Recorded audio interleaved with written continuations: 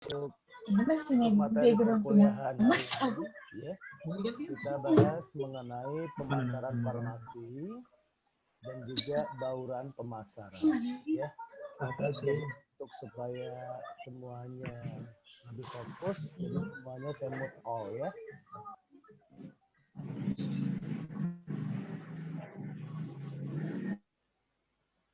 Oke, baik, di sini ya saya share screen dulu.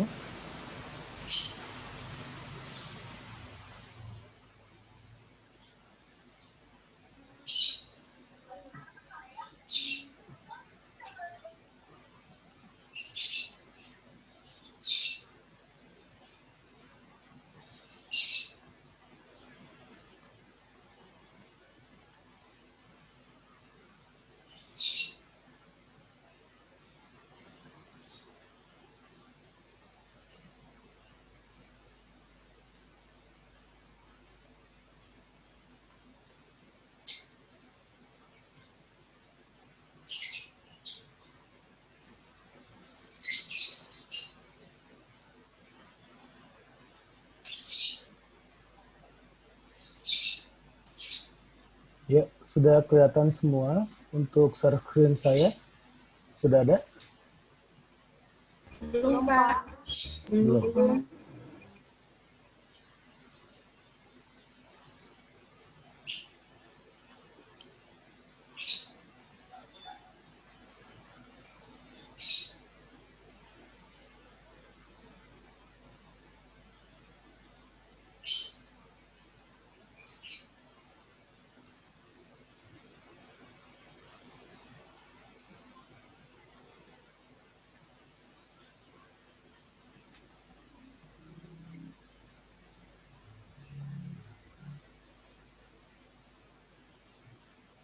Materi bisa dilihat ya, sudah saya kirim juga di kampus untuk materi pertemuan kelima dan pertemuan keenam.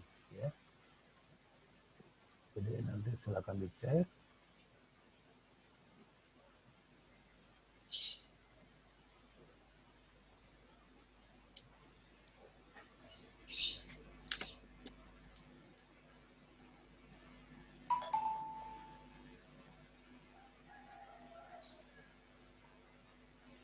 Sudah ada share screen-nya? Belum ada, Pak. Belum ya? Kenapa ya? Tadi ada, Pak, tapi sekarang hilang lagi. Oh, oke.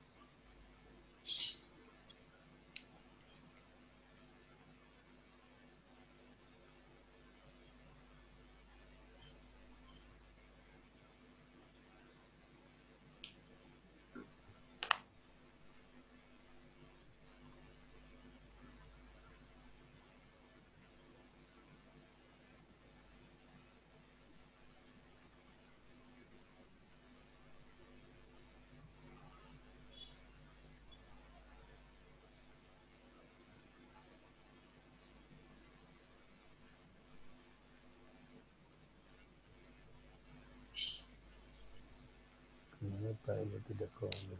Sebentar.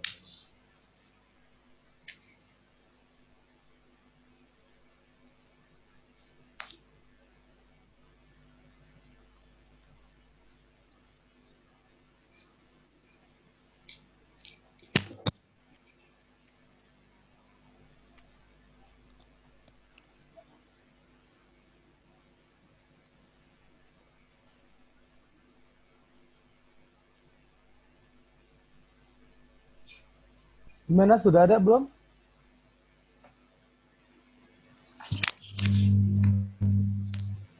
Belum? Belum, Pak. Belum, Pak. Kenapa ya? Biasanya cepat ya. Ini kenapa ya? Sebentar.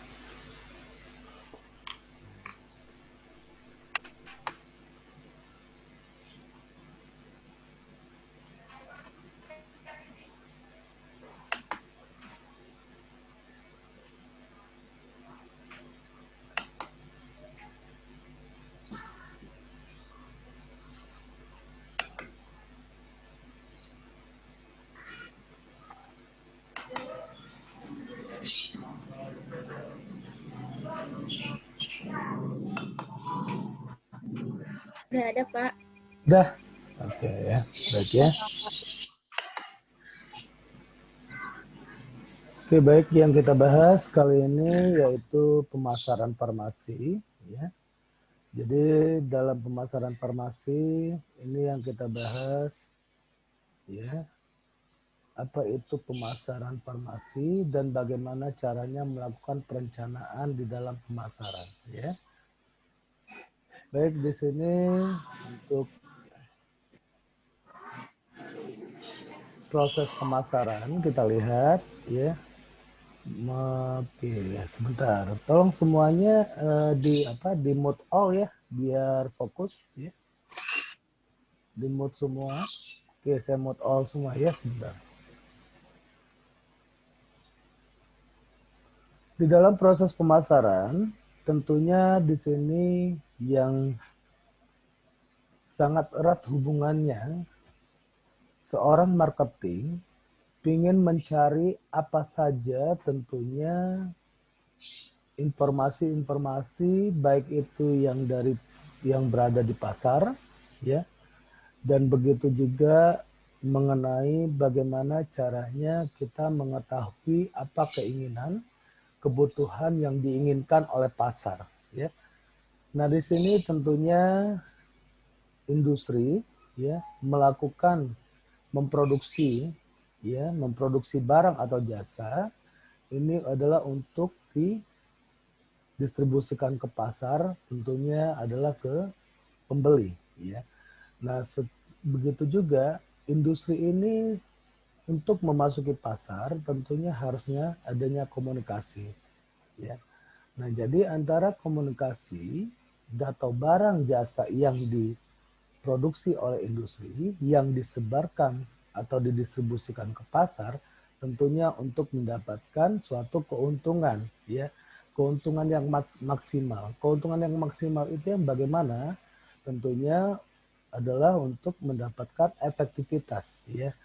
Jadi seorang pemasaran tentunya melihat ya apa yang ada di pasar untuk mendapatkan keuntungan yang semaksimal mungkin. Tentunya keuntungan yang semaksimal mungkin ini yang dilihat dari efektivitas ya. Jadi keuntungan itu bisa dinilai dari uang dan juga dilihat secara informasi. Nah, jadi seorang marketing, seorang pemasaran di farmasi tentunya harus bisa mengumpulkan informasi-informasi yang ada yang beredar di pasar ya. Jadi informasi-informasi yang ada itu yang bagaimana? Nah, tentunya di sini adalah bagaimana caranya untuk si pasien mendapatkan baik efektivitas maupun efisiensi dari biaya ya. Jadi kalau kita di bidang pemasaran farmasi, tentunya apa sih yang diinginkan oleh pasien, apa sih yang dibutuhkan oleh pasien, ya. Yang diinginkan atau yang dibutuhkan itu adalah obat, ya. Nah, obat di sini yang bagaimana? Tentunya obat di sini yang bisa seefisiensi mungkin. Ya, misalnya apa? Obat tersebut untuk mencegah polifarmasi, bisa obat tersebut dalam bentuk double benefit maupun triple benefit. Ya. Contohnya apa? Ya, obat yang memiliki double benefit. Ya. Obat yang memiliki double benefit adalah obat yang memiliki dua manfaat sekaligus dalam satu tablet. Contohnya adalah apa? Obat di sini yang industri memproduksi obat batuk dan pilek satu tablet gitu ya. Kalau dulu kan terpisah, obat batuk tersendiri, obat pilek tersendiri ya. Nah, jadi di sini ya seorang industri bisa melihat pasar. Apa sih yang diinginkan, apa yang dibutuhkan ya. Nah, inilah ya proses pemasaran sederhana. Itu contoh. Ya, itu contoh yang saya berikan ya. Oke, selanjutnya kita lihat di sini. Nah, di dalam pemasaran tentunya adanya perencanaan. Perencanaan apa yang dilakukan di dalam pemasaran tentunya adalah menyajikan ringkasan singkat dari sasaran dan rekomendasi utama yang disajikan dalam rencana. Nah, tentunya dalam suatu rencana itu ada ringkasan eksekutif, ada situasi pemasaran saat ini, ada ancaman dan peluang, ya. Kita melihat ancaman, ya. Sasaran dan isu, strategi pemasaran, ya, kayak kemarin yang sudah kita bahas, strategi pemasaran itu ada segmentasi, targeting, dan positioning. Terus program tindakan, dan kita harus juga mengukur dari anggaran dan pengendalian. Jadi anggaran itu juga kita lihat, ya, seberapa besar anggaran yang diberikan. Ya, kayak kemarin juga saya sudah menjelaskan, ya, seorang marketing sama seorang finansial ini saling bertolak belakang. Ya, kenapa? Ya, di dalam kalau seorang marketing dia pinginnya itu karena dia ditekan oleh perusahaan untuk mencapai target, tapi orang finansial dia adalah menekan anggaran, ya. Jadi ini harus balance, ya. Jadi harus balance juga antara anggaran dan pengendalian, ya. Pengendalian ini adalah pengontrolan. Jadi ini ya mengenai bagaimana kita melakukan suatu rencana produk.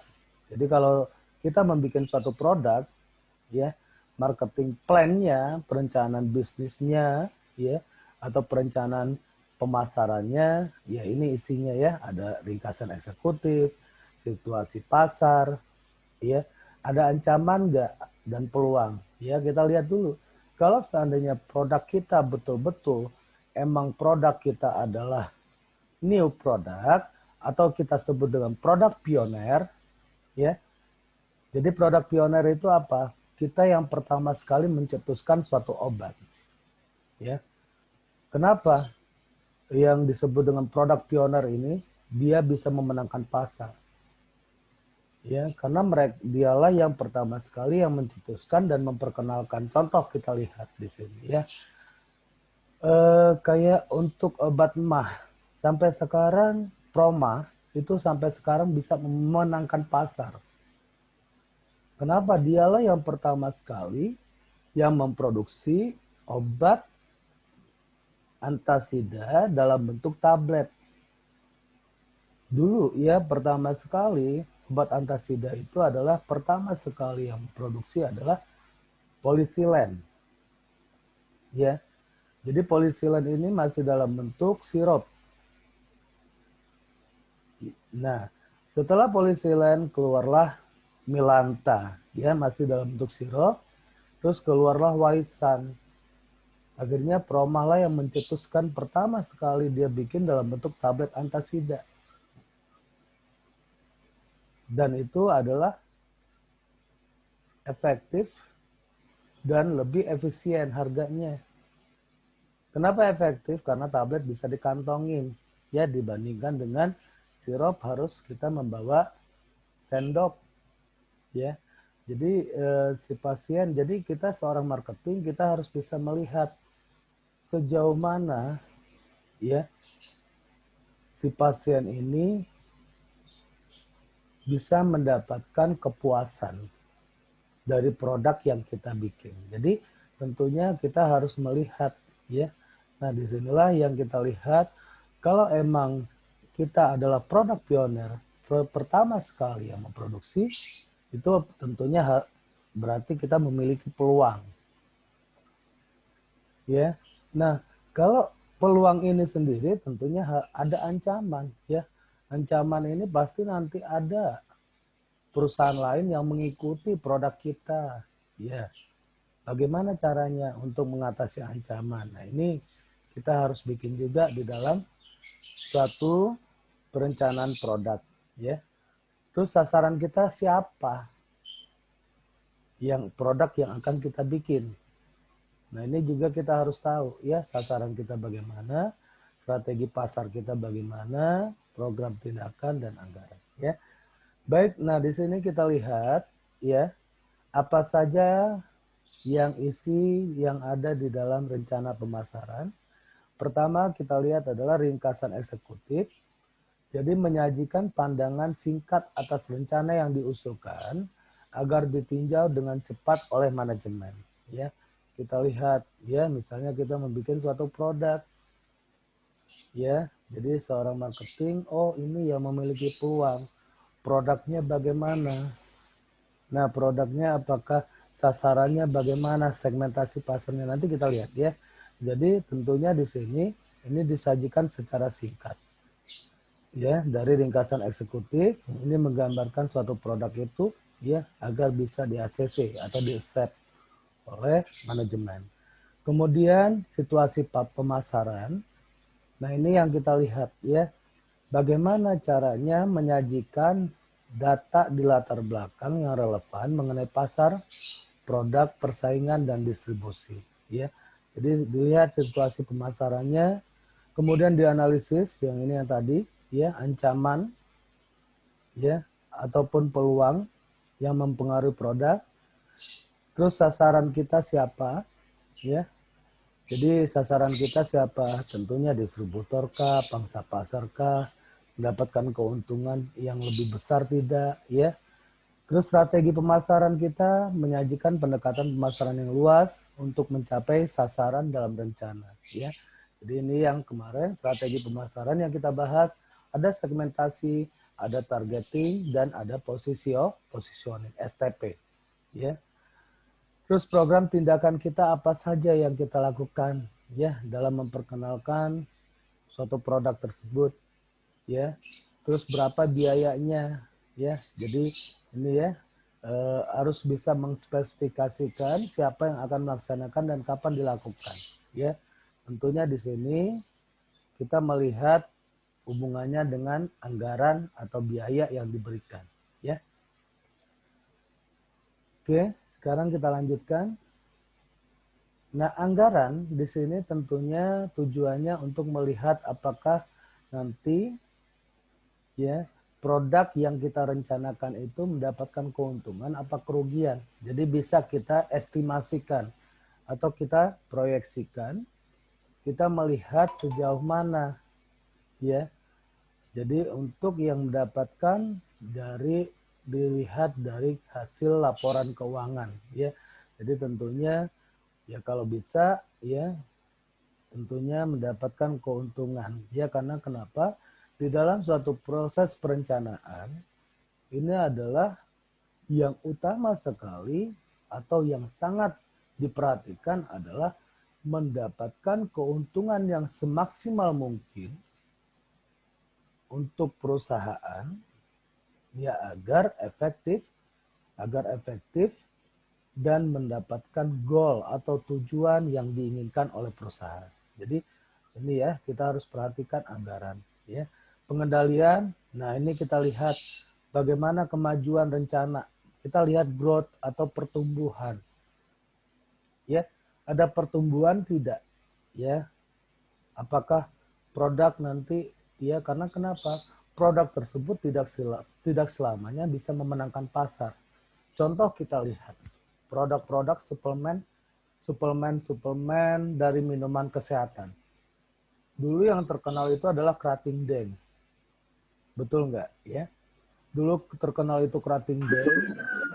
Terus Lipoviton ya, kan dalam bentuk apa namanya? Dalam bentuk botol ya, dulu ya Lipoviton ya.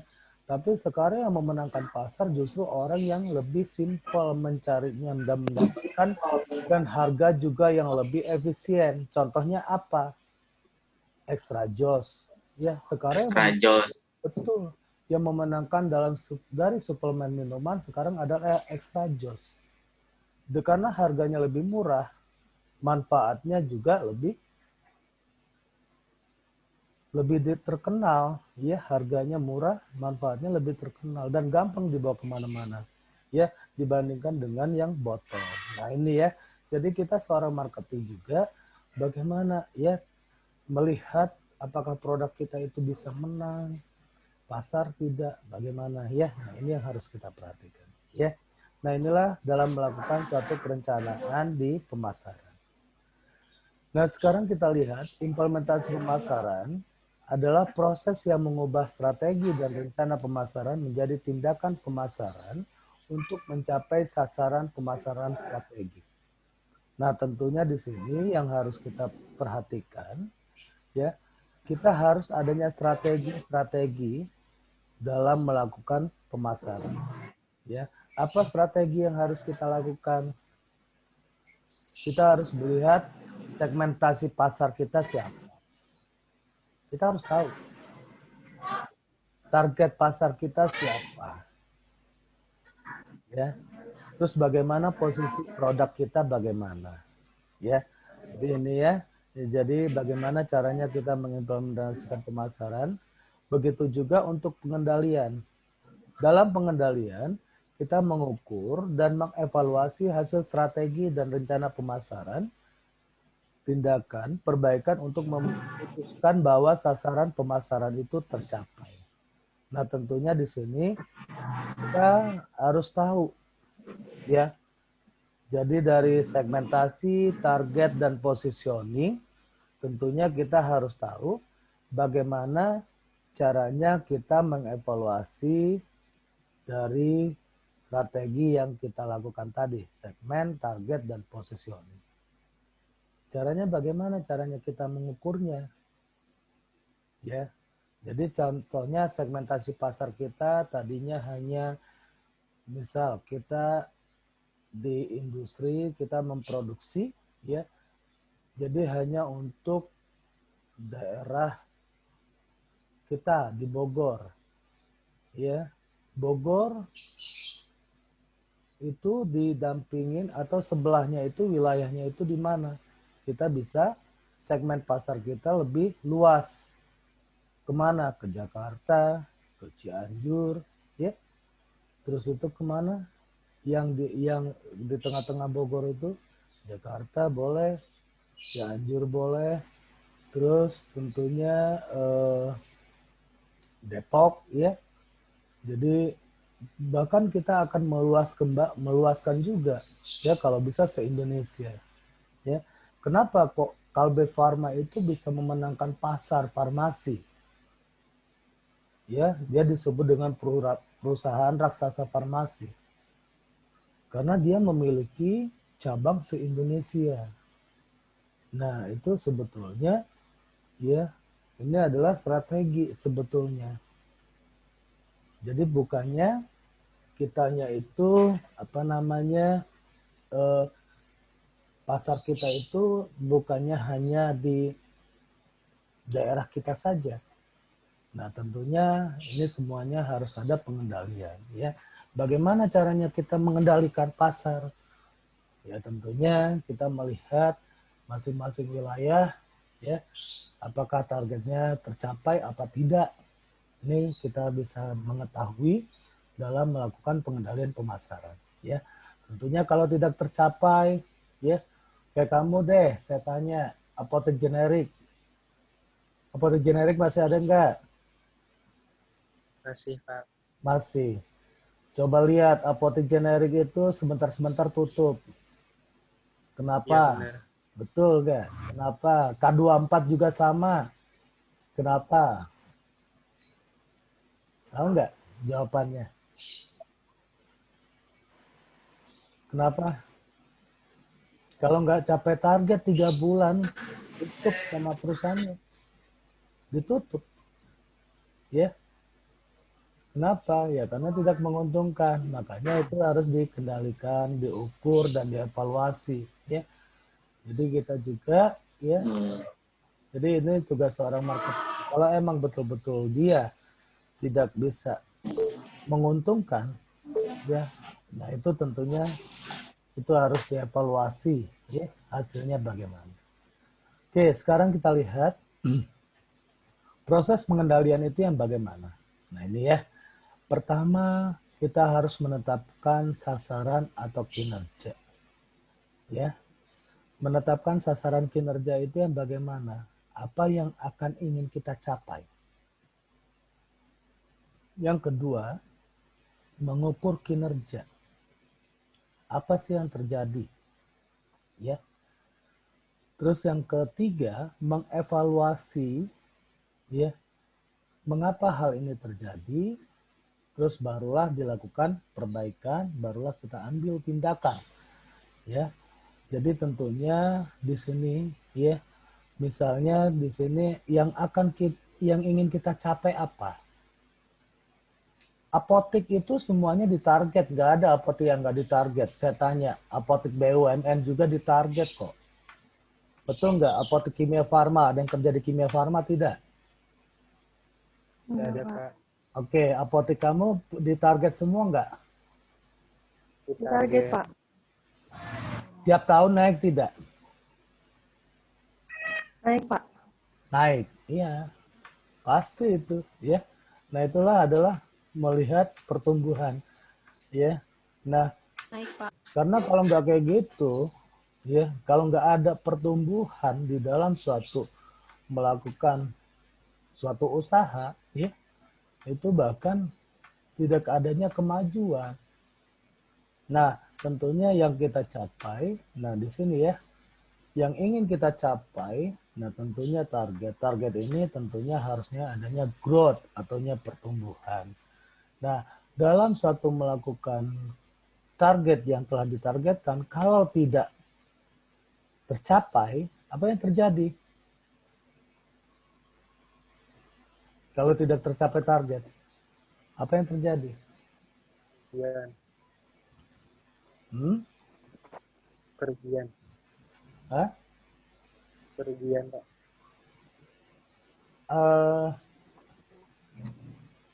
Kenapa? Kerugian. Kerugian. Rugi, Pak. Belum rugi. Kalau disebut rugi mah belum. Kalau disebut rugi mah belum.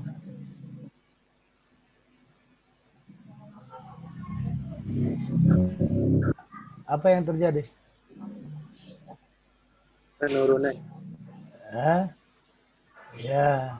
Jadi yang terjadi adalah meningkatnya biaya itu meningkat, tetapi untuk pemasukan itu tidak ada, ya.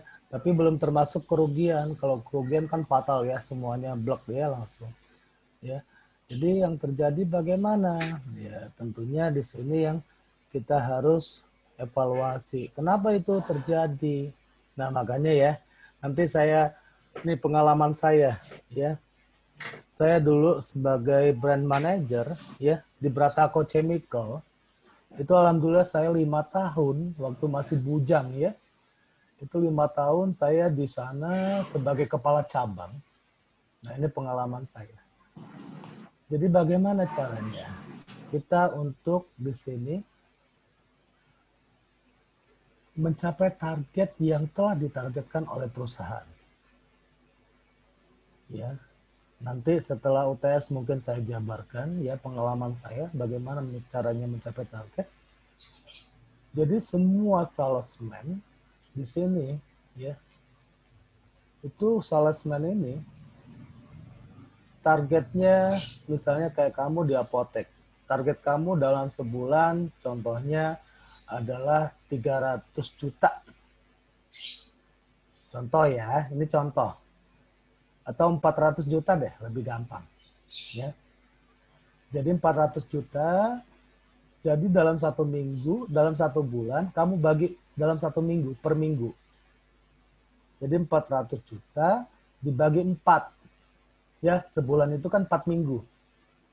Berarti 1 minggu harus mendapatkan 100 juta.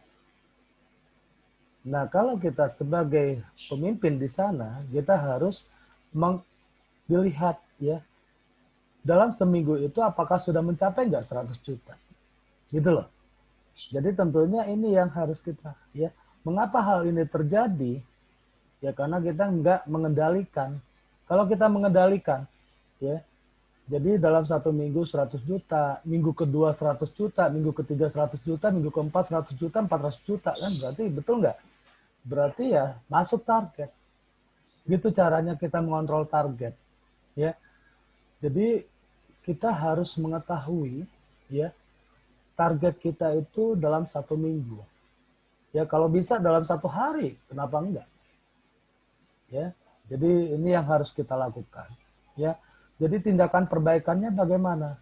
Misalnya di minggu pertama, ya misalnya dapatnya 50 juta, berarti nggak masuk target dong. Ya, terus bagaimana caranya kita? Nah, tentunya di minggu kedua harus di markup, harus dinaikkan. Target tersebut kita harus mencapai target. Gitu loh caranya ya. Jadi kita dikasih target, kita harus bisa memilah bagaimana caranya kita mencapai target tersebut. Ya. Nah, ini caranya dalam pengendalian ya. Nanti juga di tempat kerjaan ya, diusahakan begitu ya. Kan pada banyaknya di apotek nih ya. Jadi supaya mencapai target itu yang bagaimana ya. Oke, sekarang kita lihat. Nah, tadi kita membahas mengenai pengendalian. Pengendalian tentunya di sini kalau tidak mencapai target terus-terusan ya, tentunya adanya audit. Nah, jadi audit di sini ya, kalau saya dulu ya, kalau kepala cabang tidak mencapai target ya, diaudit ya, otomatis diberikan SP atau surat peringatan ya. Jadi tentunya dilakukan di sini pemutusan atau disebut dengan bahwa kita tidak mampu diberikan target ya, akhirnya kita resign ya. Jadi tentunya audit pemasaran. Jadi kenapa harus diaudit ya? Tentunya untuk memeriksa lingkungan sasaran, strategi aktivitas perusahaan ya. Nah, ini ya. Jadi aktivitas perusahaan itu yang bagaimana? Jadi tentunya apakah mencapai target apa tidak, secara periodik bagaimana ya. Terus ini cabang ini memiliki peluang apa enggak? Kalau enggak memiliki peluang, cabangnya udah ditutup ya, kayak tadi tuh ya. Kayak apotek generik ya. Kenapa? Oh, cabang ini apotek generik di misalnya di daerah Cibinong ya. Dia tidak memiliki peluang nih, enggak mencapai target sama sekali. Ya udah ditutup, seorang audit lah yang menetapkan. Ya, kalau emang bisa diperbaiki, ya diperbaiki. Bagaimana caranya kinerjanya, ya. Nah inilah, ya. Jadi dalam pengendalian tersebut adanya audit pemasaran atau audit marketing, ya. Ini yang berkecimpung. Nah sekarang kita lihat, ya, dari kisi-kisi produk, bagaimana caranya kita melakukan perluasan pasar. Nah tentunya di sini kalau kita lihat, kalau pasarnya sudah ada, produknya ada, yaitu kita strateginya adalah penetrasi pasar. Jadi tinggal memasukkan saja produk kita ke pasar, ya. Kalau untuk produk kita yang produknya yang ada, terus itu ada pasar baru, tentunya kita harus melakukan strategi pengembangan pasar. Jadi jangan hanya pasar hanya itu saja, ya. Makanya makin banyak perluasan pasar, ya, makin banyak juga di sini produk kita itu tersebar atau banyak juga produk kita dikenal di masyarakat, ya. Jadi kalau kamu juga nanti punya usaha, misalnya apotek, hanya jangan satu, ya. Kalau bisa sih punya minimal 2, ya. Kenapa? Karena kalau seandainya apotek A ini seandainya dia turun, ya, terus apotek B ini naik, ini bisa saling membantu, ya. Jadi kalau hanya apoteknya hanya satu, ini nggak bisa saling membantu nantinya. Yang ada, ya, nanti makin lama makin menurun dan akan tutup. Oke, saya nanya sekarang, coba ya kita share aja, sharing. Bagaimana pendapatan apotek semenjak pandemi COVID? Pandemi COVID ini, saya mau nanya, bagaimana? Menurun, Pak. Menurun, Pak. Turun, Pak. Menurun, berapa persen penurunannya? Kamu analisa nggak? Kamu sampai menganalisa ke sana nggak? Berapa persen penurunannya? Dibandingkan tahun lalu, 2019. Ada berapa persen? Tapi pas Kalau awal dari COVID, volume resep mah, Pak, yang ke 50%, Pak. Oh, my God. Sampai setengahnya, Pak.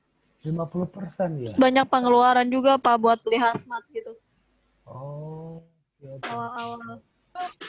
Nah, kira-kira itu penyebabnya selain dari pasien, ya, pasien yang jarang ke apotek, apa penyebabnya dianalisa nggak? Nah, ini kita seorang marketing, ini kita sharing aja ya, biar kita terbuka wawasan kita. Silakan. Kalau Bagaimana? untuk di apotek, Pak, awal-awal bulan Maret ya terjadinya COVID itu sempat melonjak peningkatan omset kita Hmm. sampai sekitar 2 juta dari yang biasanya 7 juta. Hmm. Terus kalau pas kesini-sini makin menurun, Pak. Oke, oke. Ya, karena Itu, beberapa obat juga dari PBF-nya banyak yang kosong, jadi kadang suka ini masih kosong gitu, Pak. Kalau untuk di eh, apotek ya, Pak. oh, itu terjadi kekosongan gitu bahan baku atau gimana? Nggak sampai nanya ke sana, ke PBF.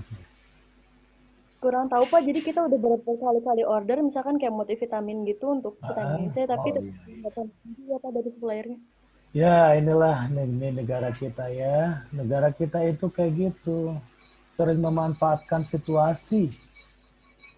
Ngerti nggak? Sering memanfaatkan situasi, Iya. suka menimbun. Iya itu, Ya. Pak. Nah, ini yang kadang ya kita itu ya Allah ya. Nah, ini jadi saya aja beli Enervon aja biasanya 28.000 atau berapa. Sekarang saya beli aja 50.000 kan. Itu Enervon C. Saya Enervon C itu minum tiap hari. Dari waktu masih saya muda juga Enervon C. Ya. Nah, itu nggak ngerti ya harganya bisa naik melambung tinggi itu kenapa.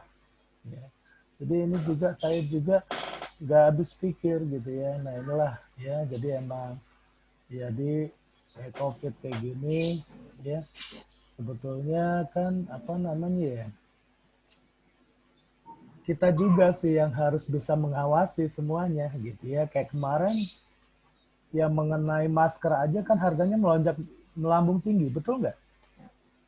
Betul. Iya, Pak. Betul, Pak. Iya, ada yang nimbun masker nggak? Enggak, Pak. Nggak ada Nggak ya. ada, Pak.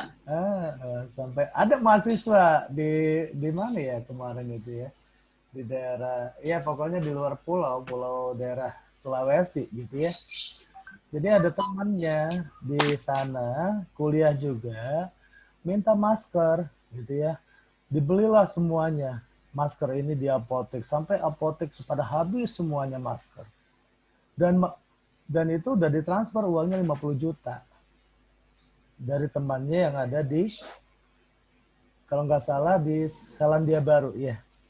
Nah, sudah dikumpulkan dari seluruh apotek yang ada, mau dikirim, itu nggak boleh disebut dengan penimbunan gitu ya. Nah ini kadang ya dari kita juga di sini ya, tentunya ini yang sering terjadi di negara kita ya. Jadi tentunya kenapa kok bisa terjadi kekosongan gitu ya dari multivitamin, betul ya. Jadi multivitamin ini juga saya merasakan sempat saya juga nggak minum biasanya saya minum Enervon C ya akhirnya saya minum Vitalong C ya Vitalong C itu saya sih kurang kurang ke badan juga kurang enak sebetulnya gitu tapi ya udahlah karena emang situasi kondisinya begini ya jadi saya tapi sekarang sudah normal ya yang tapi enggak multivitamin bagaimana sekarang sudah normal lagi apa belum? Untuk kayak ekstrasi masih belum ada ya, Pak, belum tersedia. Es, Vitamin C juga masih terbatas, juga oh, sama. Tapi kayak yang kayak vitamin C IP itu udah banyak, Pak, tersedia ya, Pak. Enervon saya juga aman kan ya sekarang ya? Aman. Tapi masih kalau yang botolan, sediaan botolan masih jarang, Pak, adanya. Oh, oh berarti saya kemarin langsung beli 10 botol ya aman ya berarti. saya ngetok Bener. 10 botol saya. Buat saya pribadi itu. Ya 10 botol aman berarti. Oke. Tinggal 4 botol lagi sih saya itu ya. Oke baik jadi nah ini ya situasi kita ya emang terjadi penurunan ya nggak semua tidak bukan hanya apotek saja ya perekonomian hampir seluruh dunia itu perekonomian dengan adanya COVID ini semuanya itu menurun ya Jadi ya disebut dengan krisis moneter seluruh dunia itu ya inilah ya makanya jadi insya Allah sih nanti per Januari ya insya Allah nanti ini per Januari insya Allah akan semuanya akan teratasi semua ya karena dengan COVID ini pertama adalah pendistribusian itu tidak normal ya terus itu banyak sekali di sini yang seperti barang-barang atau produk-produk yang masih tidak tersedia. Nah inilah memang terjadi penurunan omset ya karena kita di sini dari segi pelayanan kita kan adalah pendistribusian obat. Kalau produknya emang tidak ada, gimana kita akan mencapai target ya? Tapi insya Allah ya kemarin juga saya udah ngobrol sama teman yang di industri. Ya, insya Allah nanti per Januari baru aman, tapi masih lama ya. September, Oktober, November, Desember, per Januari insya Allah aman ya. Jadi hampir semuanya 50% omsetnya turun. Seluruh apotek.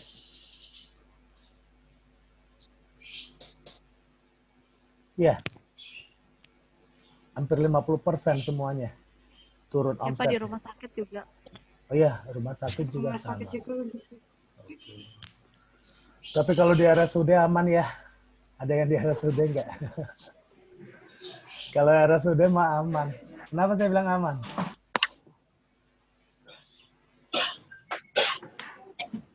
Yang RSUD yang menyediakan obatnya siapa kalau RSUD?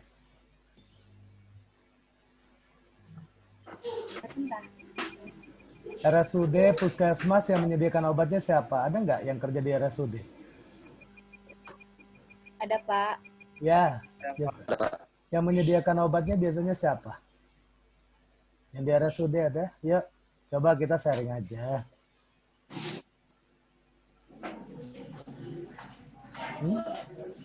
Yang menyediakan obat di RSUD atau Puskesmas itu adalah Dinkes. Ya, misalnya RSUD Kota Bogor berarti Dinkes Kota Bogor yang menyediakan. RSUD Cibinong berarti yang menyediakan adalah Dinkes Kabupaten. Gitu. Ya, jadi makanya aman. Jadi mereka juga nggak ditarget sebetulnya ya. Tapi ya itu ya tugas dari Dinkesnya yang banyak ya kegiatannya. Ya, oke. Sampai di sini kita lihat ya, jadi kita harus meluaskan pasar dari sini ya kita bisa lihat bagaimana kalau produk sudah ada, bagaimana caranya mengembangkan pasar ya, terus bagaimana juga kita mengembangkan suatu produk dan strategi diversifikasi ini adalah penggabungan seluruh strategi yang ada ya. Jadi ini tentunya kalau kita memiliki suatu produk kita harus bisa meluaskan pasar ya. Oke. Kita lanjut ya. Nah, dalam penetrasi pasar, kita harus melihat strategi pertumbuhan perusahaan. Jadi dengan cara meningkatkan penjualan produk kepada segmen pasar yang sudah ada tanpa mengubah produk dengan cara apapun. Jadi kita harus bisa memasukkan produk kita itu masuk ke pasar-pasar. Jadi, nah inilah untuk meningkatkan suatunya pertumbuhan. Jadi makin besar, makin banyak pasar kita, berarti makin meningkat pertumbuhan dari perusahaan yang kita ada di dalamnya. Nah, terus bagaimana caranya meningkatkan pertumbuhan tersebut dalam mengembangkan suatu pasar? Tentunya pertumbuhan disebut harus diidentifikasi. Ya, pertumbuhan tersebut harus diidentifikasi. Kita melihat berapa persen adanya pertumbuhannya. Ya, kayak tadi kan, makanya saya menanyakan berapa persen penurunannya. Ya, kita itu mengidentifikasi sebetulnya, kita menganalisa. Karena kalau seandainya kita nggak menganalisa, ya nah inilah ya, ini sebetulnya tugas marketing memang berat sekali, tugas pemasaran itu. Ya, harus bisa menganalisa, mengidentifikasi, mengembangkan, ya. Nah, jadi di sini kalau seandainya kita sudah mendapatkan analisa, oh terjadi penurunan, ya misalnya terjadi penurunan berapa persen. Bagaimana caranya kita mendongkrak supaya penurunan ini dia akan bisa naik kembali. Nah inilah ya kita harus melakukan pengembangan pasar. Ya. Nah selanjutnya pengembangan produk. Ini adalah untuk pertumbuhan perusahaan dengan menawarkan produk yang dimodifikasi ya ke segmen pasar yang sudah ada, terus menjadi produk fisik untuk memastikan bahwa ide produk dapat diubah menjadi produk yang berguna. Nah ini ya, jadi misalnya kenapa kok terjadi penurunan kalau kita membuat suatu produk? Oh mungkin produk kita ini tidak memiliki beberapa varian, ya. Dalam arti kata gini, ya, kita melihat aja obat tradisional tolak angin. Tolak angin sudah muncul. Pertama sekali dia memperkenalkan adalah untuk tolak angin. Nah sekarang bikin beberapa varian. Ada tolak angin anak, tolak angin flu, ya. Nah itu adalah merupakan suatu ide-ide produk untuk mengembangkan suatu produk. Jadi ya di dalam kita mengembangkan suatu produk, kita harus membuat beberapa varian. Kalau sudah masuk pasar kita, nama ya, contoh ya kayak tolak angin aja, namanya sudah masuk dalam penetrasi pasar. Di benak masyarakat, brand awareness yang sudah dikenal oleh masyarakat umum, tolak angin. Jadi dia bikin lagi tolak angin flu, tolak angin anak. Nah itu caranya kita bisa mengembangkan suatu produk. Ya, nah ini adalah tugas marketing. Ya, jadi kalau seandainya sudah memenangkan pasar, sudah dikenal oleh masyarakat, jadi kita bukan hanya diam saja seorang marketing, harus bisa mengembangkan ide-ide produk-produk baru, new product. Ya, yang diambil dari nama yang sudah dikenal oleh masyarakat, gitu ya caranya ya. Nah ini tugas seorang pemasaran. Nah begitu juga, nah diversifikasi mengambil alih bisnis luar produk yang pasar yang sudah ada. Jadi semuanya, mau segmen pasarnya, mau strateginya diambil semuanya ya. Jadi ini adalah bagaimana caranya strategi diversifikasi. Nah sekarang kita lihat lingkungan pemasaran. Di sini ada lingkungan makro ya dan lingkungan mikro. Kita lihat lingkungan makro itu adalah slide di sini, ada sosial budaya, ada aspek hukum, ekonomi, politik dan teknologi. Ya. Nah, tentunya kita harus mengetahui seorang marketing, seorang pemasaran harus mengetahui sosial dan budaya. Ya. Nah, sosial dan budaya ini hubungannya dengan perilaku konsumen. Nah, ini yang dipraktikumkan. Perilaku konsumen atau persepsi konsumen. Ya. Dari dilihat secara sosial dan budaya bagaimana ya. Ada yang di sini perilaku konsumen, persepsi konsumen yang berbeda antara pasien yang satu dengan pasien yang lain. Nah, ini dilihat secara sosial budaya. Begitu juga kalau dilihat aspek hukum. Ya. Aspek hukum juga ini mempengaruhi dari suatu lingkungan pemasaran. Ya. Kenapa ini mempengaruhi aspek hukum? Kalau kita di bidang obat, nah tentunya di sini adalah sangat erat hubungannya ya dengan peraturan Permenkes maupun dengan undang-undang, baik itu Permenkes, peraturan Kepala Badan POM. Ya. Nah, ini harus kita melihat aspek hukum ini. Kalau kita tidak melihat aspek hukum ini, yang ada juga nanti apotek atau rumah sakit yang kita ada itu bukannya. Jadi sebetulnya bertolak belakang ya antara marketing dengan di sini hukum. Nah makanya tetap kita seorang pemasaran kita harus mematuhi hukum yang berlaku atau undang-undang yang berlaku. Ya. Terus yang ketiga adalah aspek ekonomi. Ya, ini adalah ya bagaimana seefisien mungkin ya untuk memberikan suatu obat atau memberikan suatu pelayanan kefarmasian kepada pasien.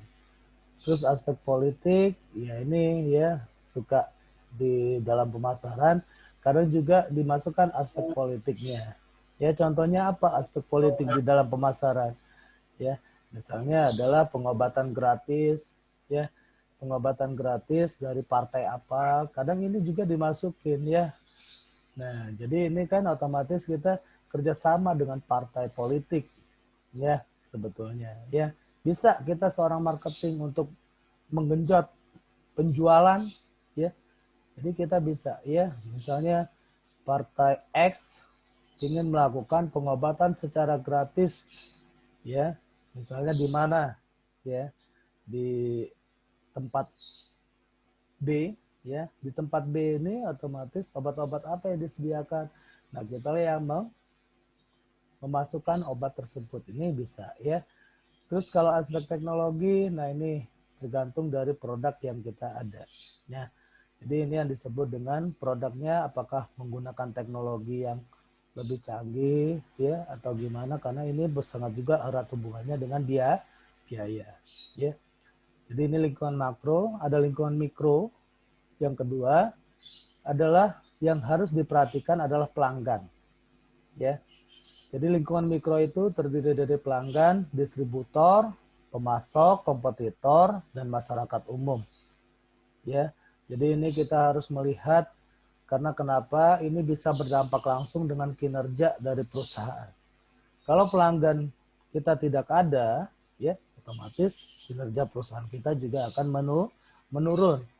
Ya, distributor juga sama. Kalau distributor di sini kita tidak memiliki distributor yang bagus, dalam arti kata kita harus bisa memilih distributor mana di sini yang memiliki dari pemesanan. Ya kita harus melihat nih, kalau distributor di sini banyak distributor di sini yang juga dari medrepnya yang suka nakal. Kenapa saya bilang begitu? Kadang kita memesan hanya 10 botol sirup ditulis 20. Ya. Nah, kita melihat kalau distributor-distributor yang nakal ini mungkin jangan kita gunakan deh. Ya, cari distributor yang lain. Nah, karena kenapa? Karena ini bisa merugikan kinerja perusahaan kita. Ya, kalau kita nggak ngecek secara detail, nggak ngecek dilihat dari surat pesanan dengan pengiriman ini tidak sama. Nah, ini semuanya fatal. Ya, kinerja perusahaan. Ya, jadi nanti yang kerja di apotek tentunya harus dicek. Ya, kalau seandainya kita menerima barang dari distributor. Nah, ini yang suka kejadian yang ada sekarang ya. Saya perhatikan begitu ya. Nah, untuk distributor-distributor ini carilah distributor yang memberikan diskon yang lebih besar. Nah, biasanya distributor atau PBF memberikan diskon biasanya ini akhir-akhir tahun ini. Ya, akhir-akhir tahun ini banyak deh PBF atau distributor memberikan diskon untuk produk yang dijual ya, atau obat. Ini biasanya bulan-bulan November ya, Oktober, November, Desember ini suka adanya diskon dari distributor ya. Begitu juga pemasok, terus kompetitor ya, kita juga harus melihat kompetitor kita siapa, pesaing kita siapa, dan masyarakat umum. Nah, ini ada yang disebut dengan lingkungan mikro. Dan begitu juga kita lihat bagaimana caranya kita berinteraksi dengan perusahaan ya yang memiliki organisasi, kultur, dan keterampilan karyawan. Jadi organisasi ini adalah perusahaan ya. Kultur ini adalah sosial budaya, terus keterampilan karyawan. Jadi juga kita harus melihat lingkungan internal ya. Jadi bagaimana di perusahaan kita, bagaimana sosial budaya kita, dan keterampilan karyawan kita bagaimana. Apakah sudah terampil, apakah mereka betul-betul sudah memiliki keilmuan atau keahlian ya. Ini juga makanya harus dilakukan pelatihan-pelatihan ya. Jadi tentunya pelatihan-pelatihan karyawan ini sangat penting. Untuk apa pelatihan-pelatihan karyawan?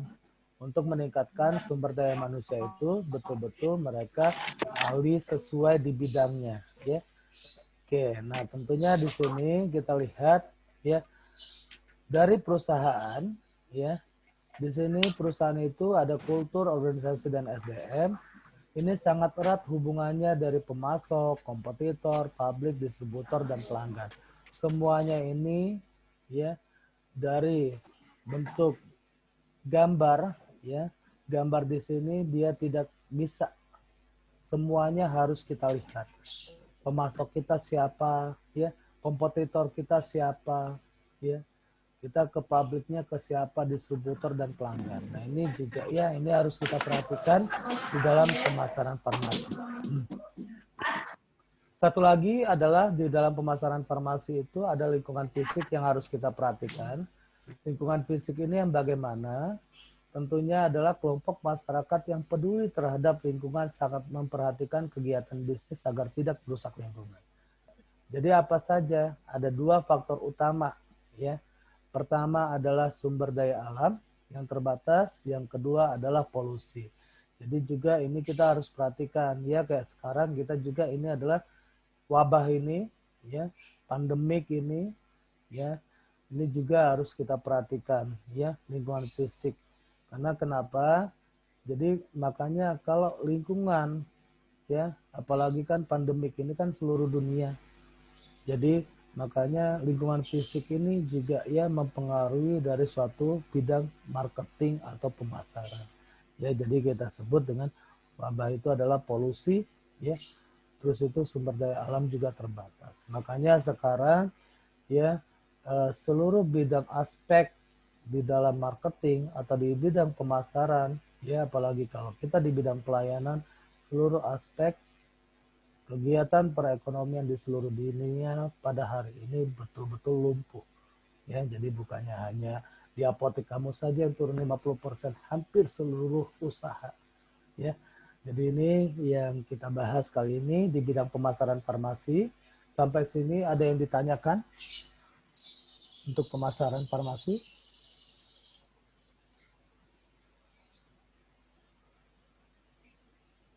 Ada yang ditanyakan untuk pemasaran? Kita lanjut bauran pemasaran. Ya.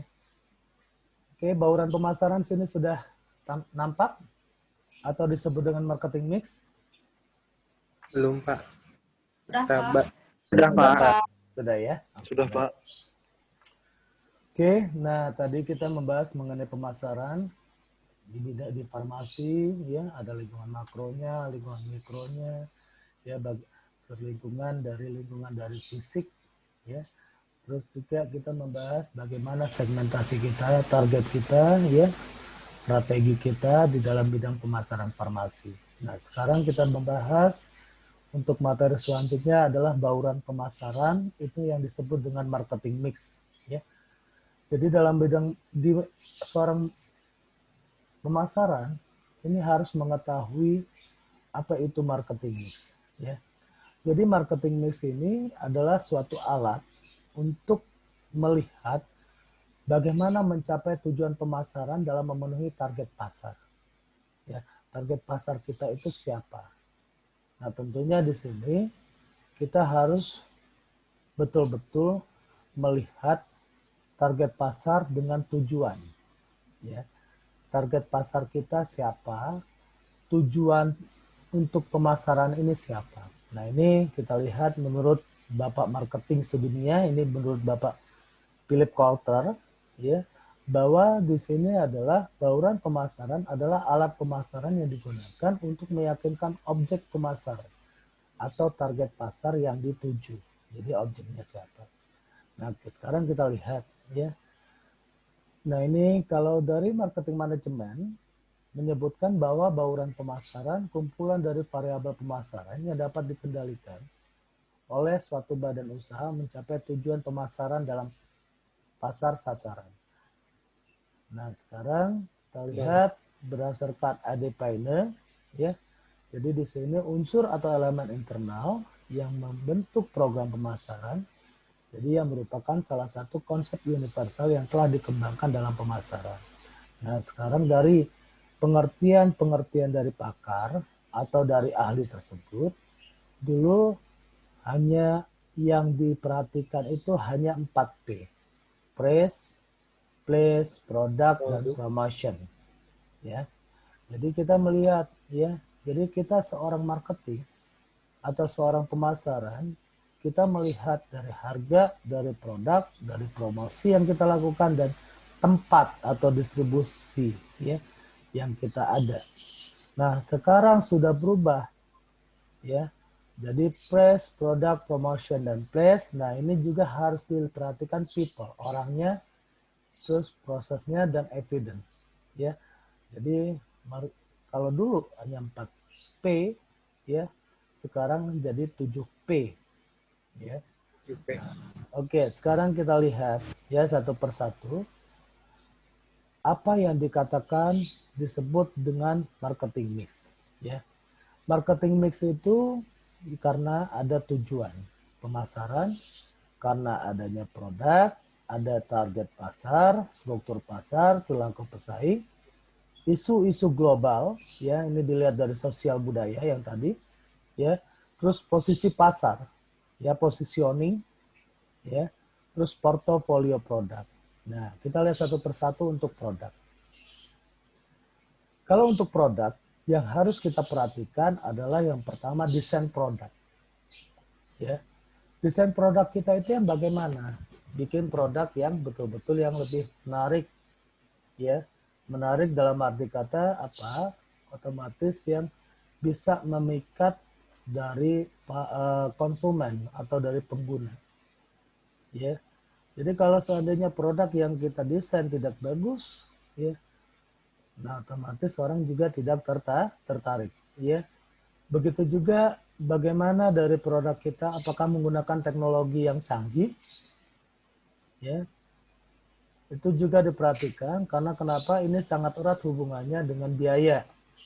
Ya, syukur-syukur tidak menggunakan teknologi, ya. Jadi bisa harganya lebih seefisien mungkin. Nah, produk juga kita harus melihat manfaatnya, ya, produk kita. Jadi kalau bisa manfaat produk dilihat bagaimana caranya produk kita itu bermanfaat, bisa memiliki double benefit atau triple benefit yang dibutuhkan atau yang diinginkan di pasar, ya. Begitu juga produk kita bagaimana nyaman, ya. Nyaman dalam arti kata ini adalah produk kita sendiri di sini digunakan itu lebih bisa memberikan kesembuhan untuk pasien, ya. Jadi tidak memiliki efek samping. Ya, kita tahu ya bahwa kalau untuk produk farmasi untuk obat pasti ada memiliki efek samping obat, ya. Jadi tentunya kenyamanan juga harus diperhatikan, nilai juga sama, ya. Bagaimana nilai dari produk kita, ya, kualitas produk kita bagaimana, kemasan, merek dan aksesori. Ini kita perhatikan, ya. Kalau kita seorang marketing, ya, begitu juga garansi juga sama. Nah, tentunya seorang marketing harus melihat ini semua, ya, dalam mengembangkan suatu produk. Nah, sekarang bagaimana caranya, ya, produk tersebut supaya untuk diperbaiki, ya, untuk meningkatkan target penjualan. Yang tentunya harus adanya strategi perluasan, ya. Strategi perluasan ini yang bagaimana? Ya, produk kita itu bisa dilakukan perluasan ke cabang-cabang lain, ya. Terus selanjutnya versi khusus, tentunya adanya edisi baru, ya, perbaikan nyata dari produk kita, ya. Misalnya produk kita itu kurang baik, ya, kita harus melakukan perbaikan dari produk, terus merubah kemasan, ya. Jadi supaya misalnya kemasan tadi kurang bagus, ya, kita lakukan perubahan kemasan, terus teknologi dan lain sebagainya. Nah, tentunya memperbaiki untuk meningkatkan target penjualan lebih efektif, ya. Tentunya hal-hal inilah yang bisa kita lakukan, ya. Bagaimana supaya seefisien mungkin? Kita lihat kayak dulu, ya, contohnya banyak produk-produk di sini yang kita lihat. Kalau dulu contohnya Adem Sari. Adem Sari itu dulu bentuk bungkus sasetnya itu besar, ya. Kalau dulu itu orang besar-besar, ya, besar, ya. Sekarang kan kecil-kecil, ya. Nah, ini sebetulnya seorang marketing ini. Iya. Iya, jadi kecil, terus itu isinya juga isinya juga dikurangin, ya. Jadi ini adalah bagaimana supaya produk tersebut lebih efisien, ya. Nah, ini juga tugas seorang marketing, tugas seorang pemasaran. ya. Jadi bagaimana supaya lebih efektif dan bisa memenangkan pasar atau memenangkan kompetitor. Ya. Oke, sekarang kita lihat untuk harga di sini. Ya. Harga kita lihat di sini adalah skimming atau peluncuran. Ya. Jadi kita lihat kalau harga pada saat pertama peluncuran ini biasanya harga ini lebih murah atau harga promosi. Ya. Jadi seorang marketing juga yang menetapkan suatu harga. Nah, kalau harga misalnya ini harga promosi, kalau ini harga yang sudah masuk pasar, ya. Nah, kalau ini harga psikologis, kalau sudah produk kita betul-betul produk knowledge, ya. Terus ada di dalam harga itu ada biaya-biaya tambahan lain nggak, ya? Misalnya biaya tambahan untuk pelayanan dan lain sebagainya, ya. Terus itu harga, ya, kalau seandainya loss leader tidak ada pemimpin, di sini harga otomatis juga akan mempengaruhi, ya, disebut dengan kehilangan arah. Nah, jadi tentunya yang harga di sinilah yang menentukan bahwa seorang marketing, ya, yang menetapkan harga ini adalah seorang marketing atau seorang pemasaran, ya, baik dari harga promosi, harga sudah masuk pasar, ya, baik dari suatu produk, kalau sudah produk knowledge, nah ini adalah seorang marketing. Nah, sekarang bagaimana caranya? Kita strategi strategi dari harga. Ya, seorang marketing itu melakukan strategi dari harga, dia melihat dulu, memahami pasar, ya. Jadi kita harus tahu pasar kita siapa, harus kita pahami. Terus kita juga di sini kalau dari harga kita harus elastis, dalam arti kata kita harus melihat juga harga pasar berapa, ya.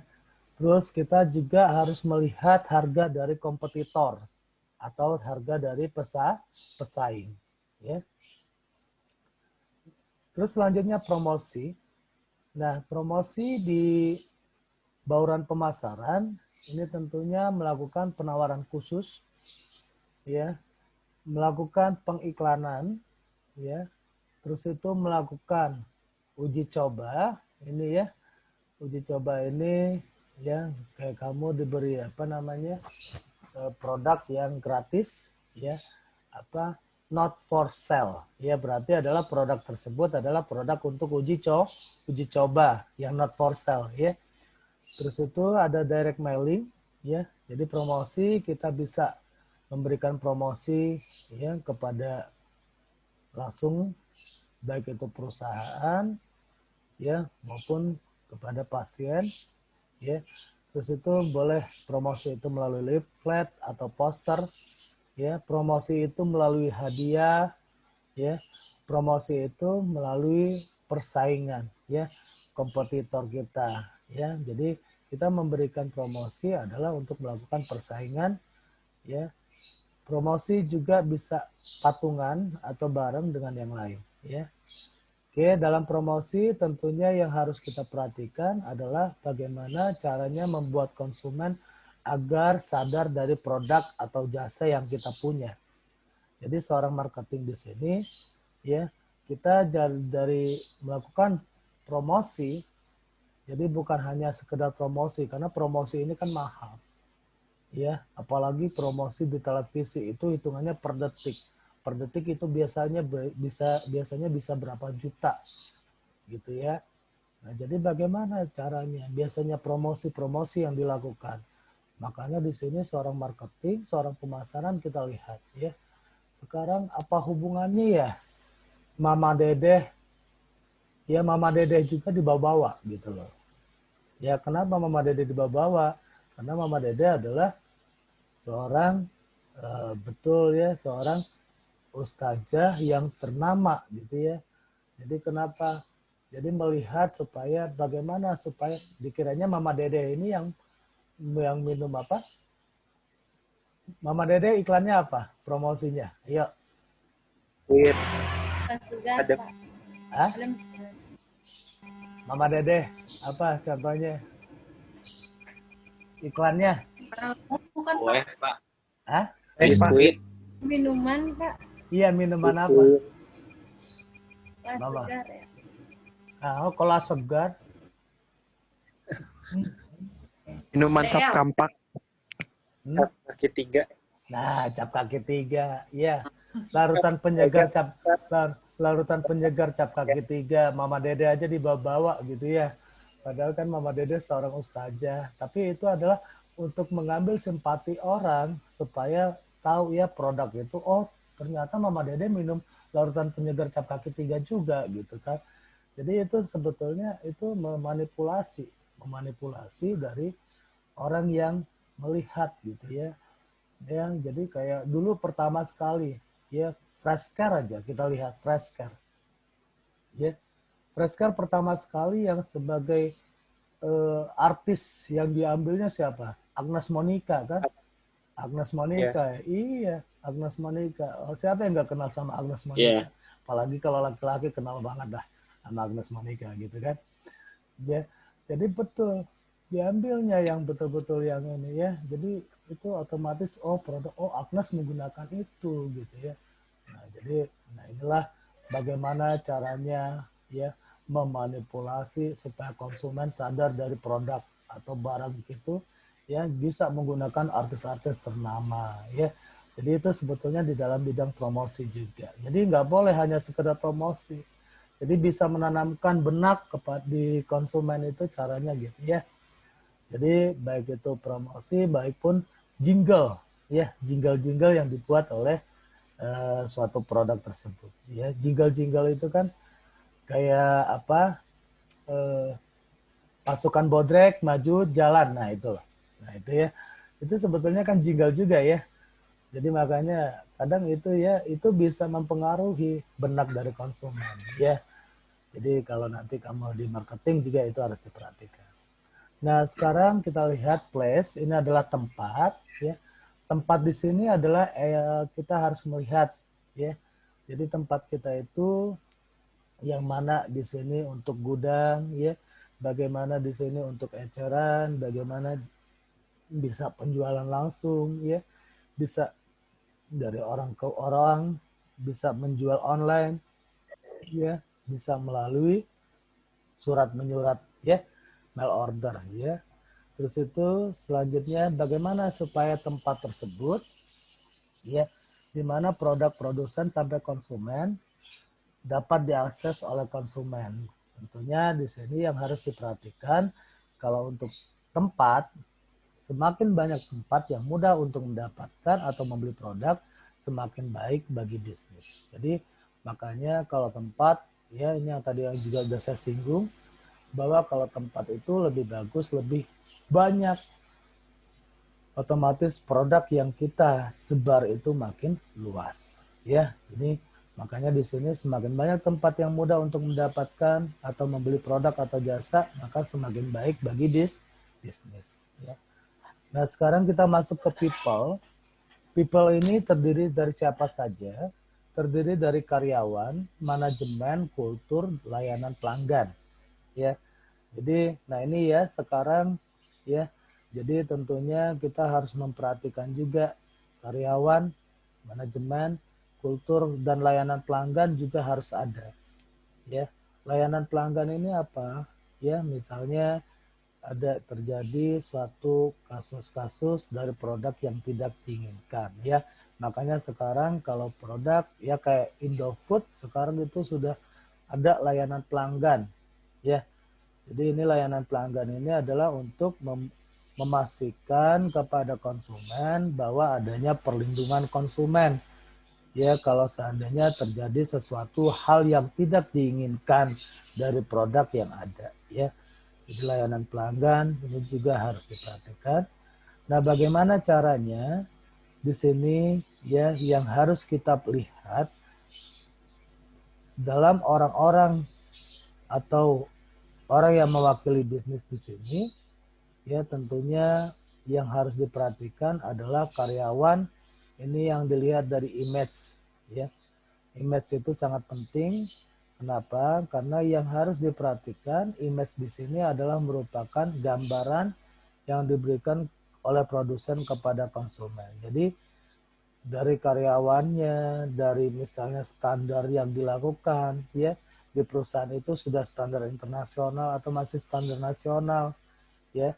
Makanya karyawan di sini harus dilakukan pelatihan-pelatihan, ya, atau melakukan di sini pelatihan-pelatihan training, ya, untuk melakukan atau mendapatkan pengetahuan tentang produk atau layanan yang relevan, ya. Bagaimana yang relevan itu? Nah, tentunya di sini yang relevan itu tentunya bagaimana caranya karyawan ini mendapat atau melakukan misi yang ada di perusahaan. Jadi misi ini adalah suatu kegiatan untuk mendapatkan tujuan dari suatu organisasi, ya. Jadi tentunya karyawan di sini merupakan ujung tombak adalah suatu perusahaan yang mewakili dari budaya bisnis. Makin cakep dari karyawan, makin terampil, makin memiliki keahlian, merupakan itu adalah kekayaan dari suatu perusahaan, ya. Jadi karyawan juga diperhatikan harus diberikan keterampilan. Bagaimana proses yang sini kita lihat, ya. Proses di sini kita harus memperhatikan apakah proses di sini berjalan dengan baik, ya, atau berjalan dengan lancar apa tidak, ya, antara industri dengan pelayanan dan bagaimana juga melayani pelanggan, ya. Nah, ini ya kalau kita di pelayanan juga ini yang harus kita perhatikan, ya. Bagaimana melayani pelanggan yang baik, ya. Jangan sampai pelanggan itu kabur karena kamu pelayanannya kurang baik. Kadang ini ya manusia suka ada masalah pribadi, kadang di rumah, ya di tempat kerjaan, kadang ke bawah-bawah, jangan. Ya, kamu misalnya ada masalah pribadi di rumah, otomatis kamu jutek, misalnya melayani pasien di apotek, jangan. Yang ada kabur ya. Jadi jangan ya, jadi harus betul-betul. Baik Pak ya. Kenapa? Baik. Ya harus walaupun kita ada suatu masalah besar, kita harus berikan pelayanan yang baik kepada pasien, ya.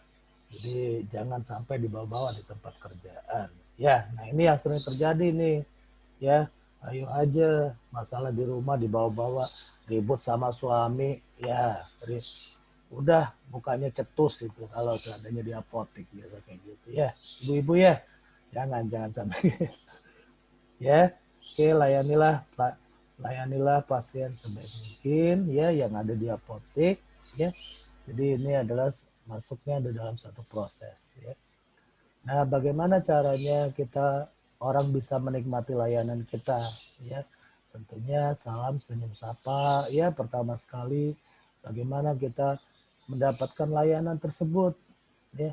Tentunya layanan tersebut, ya, otomatis jangan, ini sering ya karena ada apotek, salah satu apotek ini yang suka rame. Karena terlalu ramainya, ya. Jadi kalau begitu datang mau apa kayak gitu, itu jangan ya. Itu salah, ya. Jadi kita tanya dulu sakitnya apa, pernah minum obat apa saja, sudah berapa hari, ya itu lebih bagus.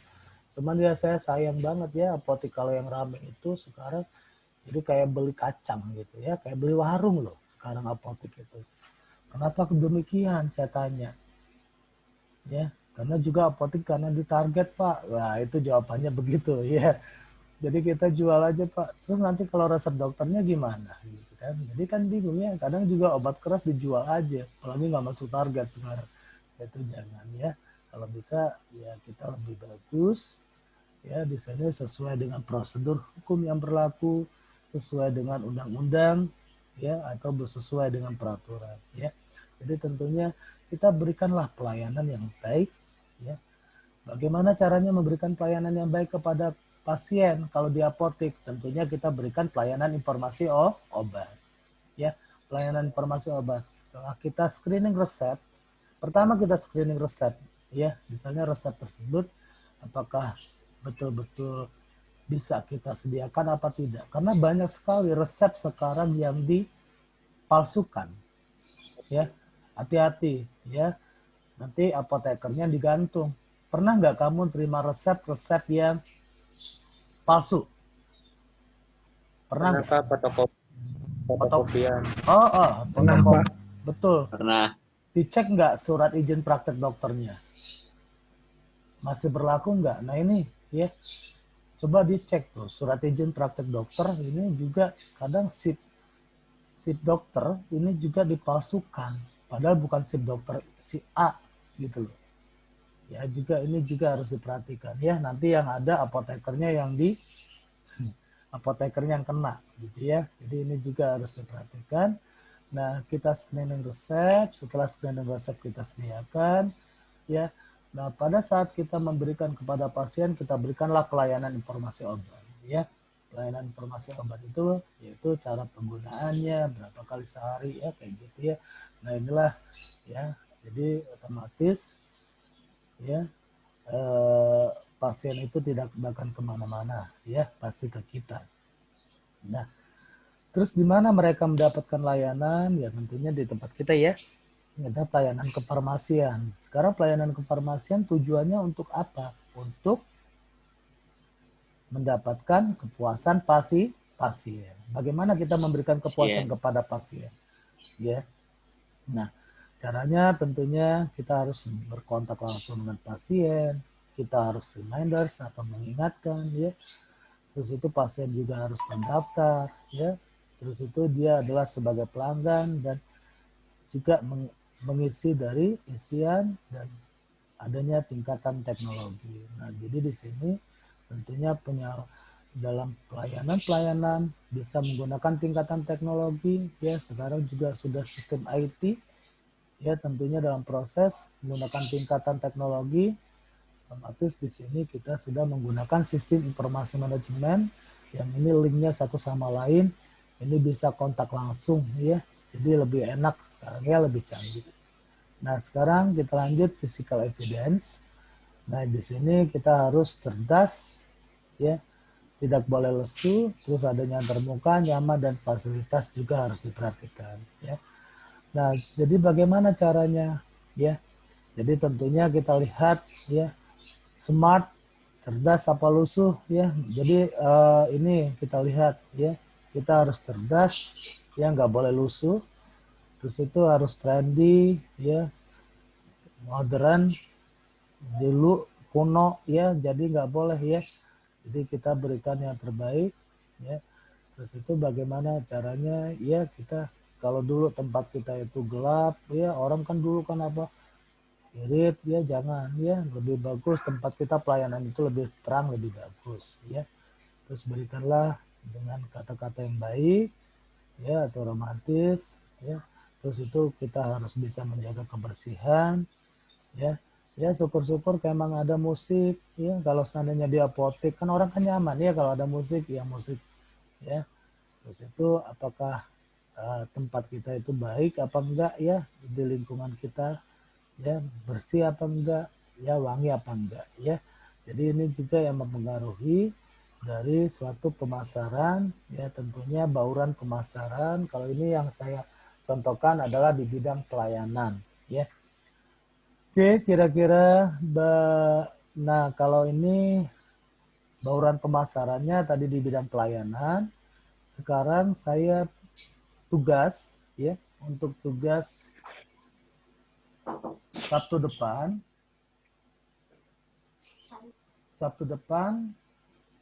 ini tugasnya kamu mencari bauran pemasaran dengan cara membandingkan ya.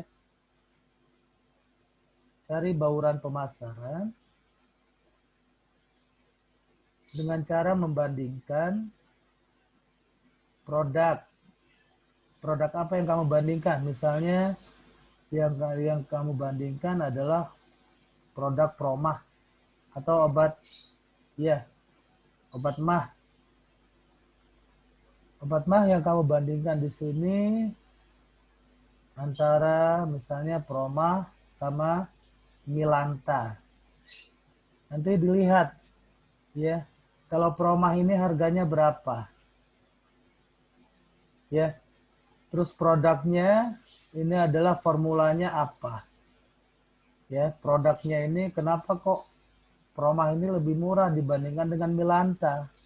Bisa kita lihat dari komposisi dari produk tersebut. Ya. Nah, place-nya bagaimana?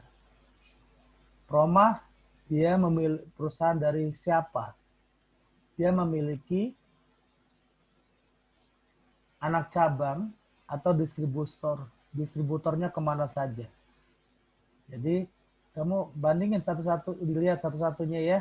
Jadi ada produknya, place, promosinya apa kalau Promah?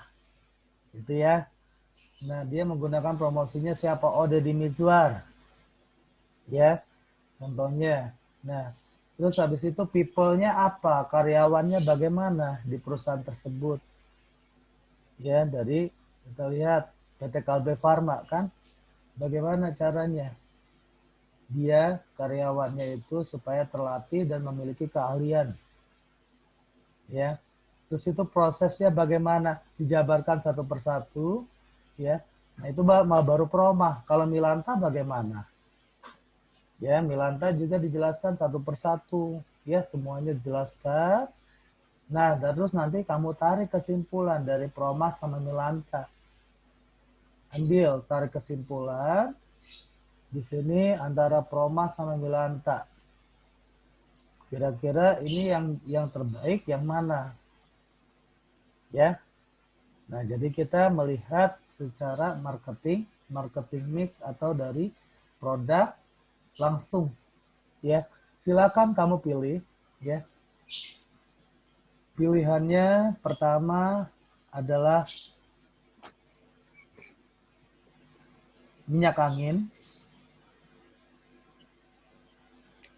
Yang pertama minyak angin. Jadi kamu membandingkan dua produk ya. Jadi seorang pemasaran ini kita bisa membandingkan dua produk. Minyak angin silakan. Kamu ambil minyak angin yang mana ya. Kayak sekarang ya minyak angin fresh care sama apa ya? Siapa yang ininya yang ikuti produk fresh care? Losa. Iya. Rasa. Iya, betul. Nah, itu nanti kamu bandingkan antara itu dua. Ya. Nah, ini minyak angin. Oke. Terus yang kedua ya. Kamu bandingkan yang kosmetik untuk pemutih muka. Kamu bandingkan dari bauran pemasarannya atau marketing mix-nya. Pemutih muka, ya. Kenapa sekarang Wardah bisa memenangkan pasar dibandingkan dengan Pons? Apa Cepuk? Dulu mah Cepuk untuk memutih muka tuh. Ya, Cepuk dulu. Tahu Cepuk kan? Harganya juga mahal kan? Betul nggak? Ya. Di apotek kan pasti, di apotek kan menyediakan kosmetik juga kan? Ada beberapa, Pak. Oke. Iya, suka ada Pak. Terus yang ketiga, tolak angin. Kamu bandingkan tolak angin Kalbe Farma, tolak angin sama tolak angin sudah muncul. Bandingkan secara marketing mix. Ya. Atau bauran pemasaran. Oke, pilih salah satu ya, itu ya. Minyak angin, Kosmetik. Tolak angin. Ya, sama tolak angin, obat tradisional ya. Tolak angin itu obat herbal terstandar. Itu termasuk ke dalam obat tradisional. Silakan pilih salah satu. Ya, pilih salah satu yang itu bukan semuanya dikerjakan. Iya, Pak. Ya, pilih aja salah satu. Apa mau semuanya dikerjakan? Enggak, Pak. Satu aja, Pak. Salah satu aja, Pak. Ya. Satu aja, Pak. Jadi kita bisa membandingkan ya secara marketing mix, kita pilih salah satu ya. Mau produk yang mana yang kamu pilih. Ya. Baik. Nah, untuk tugas kemarin udah saya baca ya. Ini tugasnya direct product, direct press, direct promotion, ya. Ini saya perhatikan ini cuman hanya secara umum. Direct product itu yang berhubungannya ke farmasinya itu yang mana, itu ya. Ini yang nggak dapat di sini saya lihat di tugasnya. Jadi secara umum yang kamu ambil, cuman nggak dikawinkan atau nggak di-match-kan kembali. Nggak di-match-kan dengan farmasinya gitu ya, tugas yang kemarin. Ya. Oh, Jadi ya coba Pak. umum yang saya lihat nih tugasnya. Gimana tugasnya, sudah kumpul semua? Sudah, Pak. Sudah ya? Sudah, Pak. Sudah Pak. Ada Pak. Baik. Pak. Oke, jadi nggak ada pertanyaan sampai di sini yang kita bahas pemasaran farmasi dan marketing mix pada hari ini. Ada yang ditanyakan kira-kira? Pak, maaf untuk tugas yang hari ini. Mm-mm. Ini ada boleh yang double produk nggak Pak? Double produk contohnya gimana?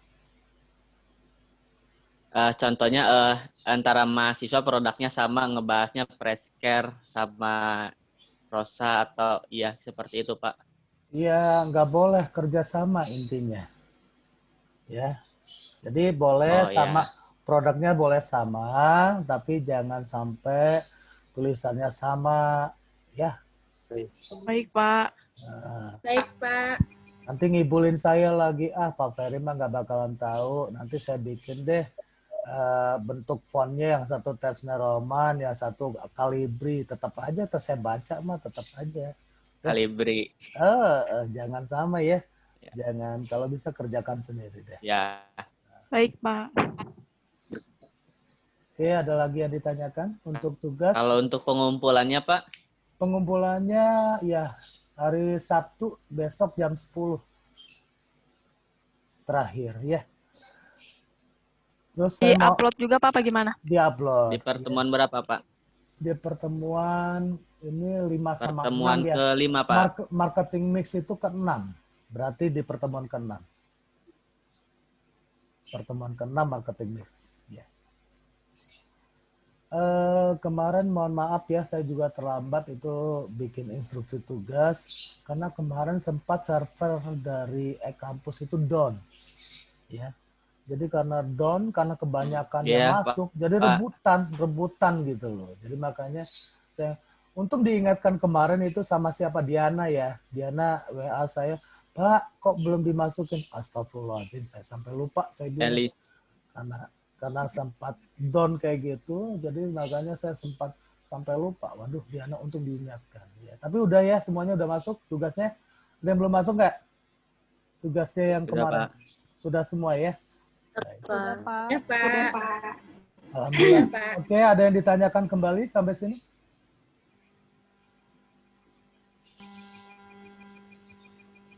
Nggak ada? Sudah Pak. Oke, Sudah, kalau Pak. baik, kalau nggak ada, nanti kita ketemu kembali jam 1 siang ya. Kita lanjut ke Ya, praktikum. Pak. Ya, Pak. Iya Pak. Iya, Pak. Jam 10 karena waktunya sudah selesai, jam 10 pada hari ini. Jadi untuk perkuliahan, saya akhiri. Terima kasih semuanya. Assalamualaikum warahmatullahi wabarakatuh. Waalaikumsalam warahmatullahi wabarakatuh.